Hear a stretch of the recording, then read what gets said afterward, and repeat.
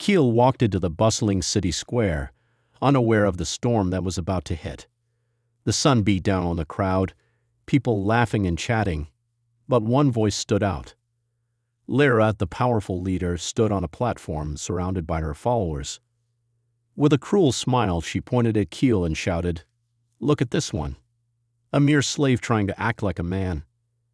The crowd erupted in laughter, and Keel felt the weight of their mocking stares.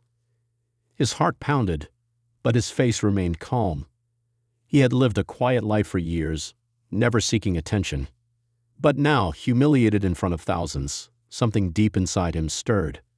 The laughter, the insults, they didn't hurt. Instead, they ignited a fire in his chest. Keel was not the slave Lyra thought him to be. He was far more than that. The challenge had just begun. Lyra stood tall, her eyes scanning the crowd with an air of superiority. As the leader of the city, her words were law. She had everything: power, wealth, and control. And she used it to humiliate anyone who dared cross her. Keel, a simple man in her eyes, was no exception. She continued to mock him, calling him weak, insignificant, a slave to his own existence. The crowd cheered, swept up in her confidence. To them, Lyra could do no wrong. But Keel's silence spoke louder than any insult. He didn't react, didn't show anger, though inside a storm was brewing. Lyra's power over the people made her feel untouchable. She believed no one could challenge her, not in this city, not in this lifetime. But what if Keel was different? What if the man she thought of as nothing had the power to destroy everything she had built? Keel's life hadn't always been this simple. He had once been a warrior trained in combat, a leader among soldiers. Years ago, he fought in distant wars, where death and bloodshed were constant companions. He had led men into battle, his strategic mind and unmatched skill making him a force to be reckoned with. But after the war ended, Keel chose a different path. He left the battlefield behind, seeking peace, hoping to forget the chaos. Now, living quietly in the city, he tried to bury his past. He worked as a laborer, a man of no importance, blending into the crowd. But today, standing before Lyra, his past was waking up.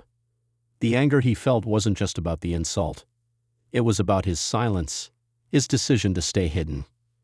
He had chosen peace, but something inside him told him that peace was about to be shattered forever. Lyra turned her back on Keel, certain that the humiliation was over.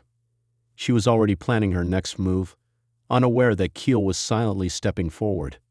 The crowd, still laughing, didn't notice the shift in the air. Keel's movements were slow, deliberate. Without a word, he walked right up to Lyra, his tall frame shadowing her. The laughter began to fade as people started to notice him standing there, so still, so calm. Lyra paused and turned, ready to mock him again. But when she met his gaze, a chill ran down her spine. His eyes, once calm, now held a fire that sent a shock through her. This wasn't the same man she had humiliated moments ago. There was something dangerous in the way he stood, something different. For the first time, Lyra felt uneasy. Was Keel truly just a slave, or was he someone far more powerful than she had ever imagined? Lyra scoffed, dismissing Keel as a fool. "What do you think you're doing?" she sneered, her voice dripping with disdain. She expected him to cower, to beg for mercy, like so many others. But Keel didn't flinch. His eyes stayed locked on hers, calm but intense. Before she could react, he moved. It was swift, too fast for the guards to respond. In one motion, Keel grabbed Lyra's arm, twisting it and pulling her to the ground. The crowd gasped in shock as Lyra scrambled to her feet, her arrogance slipping away. For the first time, she felt vulnerable, exposed.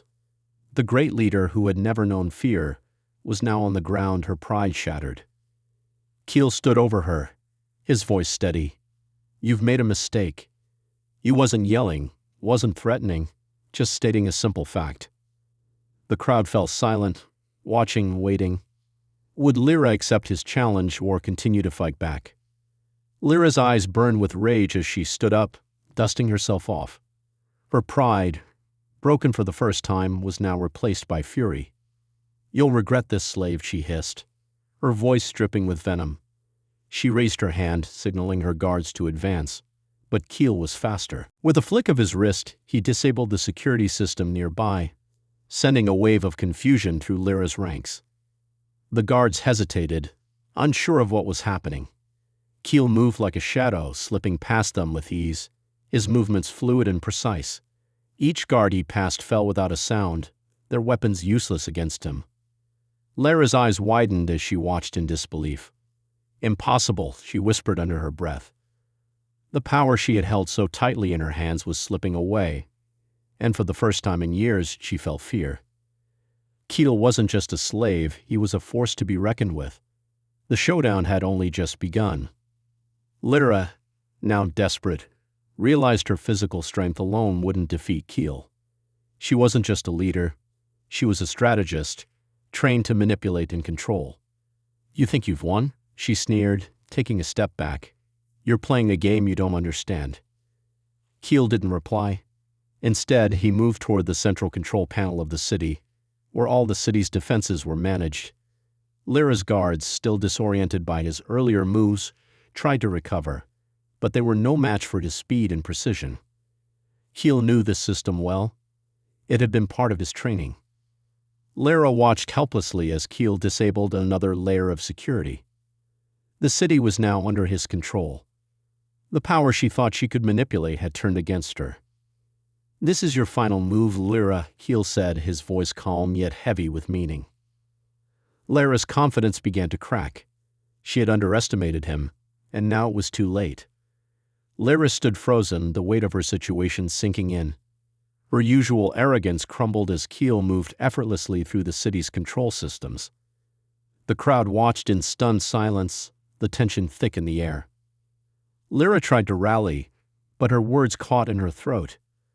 You can't do this," she finally sputtered, but there was no conviction in her voice. Keel's gaze never wavered as he turned to face her. "I don't need to do anything," he said quietly. "You've already done it yourself." The silence that followed felt like an eternity. The crowd, once cheering for Lyra, now stood uncertain. Keel's words rang clear. This wasn't just about a physical battle. It was about breaking the illusion of control Lyra had built. Lyra's eyes flickered with panic. Her power, once so absolute, was slipping through her fingers. But would she still fight back? Or was it already too late for her? Lyra, her face twisted in disbelief, tried one last desperate attempt to regain control. "I am the ruler here," she shouted, her voice shaking but filled with defiance. "You can't take what is mine." Keel didn't flinch. He stepped forward, his movements calm and precise, and in a single swift motion, he revealed the truth that Lyra had hidden for so long. Her corrupt dealings with the city's elite, the manipulation of the people, the lies that had kept her in power for years. He hacked into the city's public system, broadcasting the evidence to every screen in sight. The crowd gasped as images of Lyra's betrayal flashed before their eyes. She had used her power to oppress, to control, to manipulate. The truth was out. Lyra stood there, stunned and speechless, as the once loyal citizens began to turn their backs on her. Her reign, built on fear and deception, had crumbled in an instant. Keel had crushed her power with one move, exposing her lies to the world. The city was silent. Lyra, once the untouchable leader, now stood exposed, her empire of lies and fear shattered. The crowd, once loyal to her, murmured in disbelief. They had trusted her, followed her commands without question, but now they saw her for what she truly was. The realization hit hard, and a wave of shame washed over Lyra.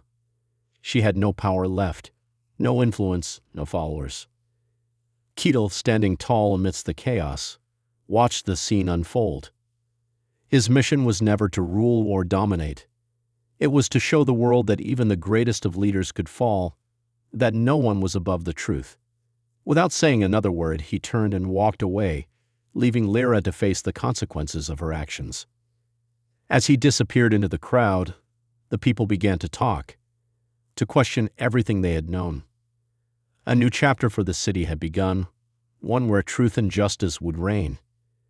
Keel had proven that silence and strength could shatter even the mightiest of tyrants.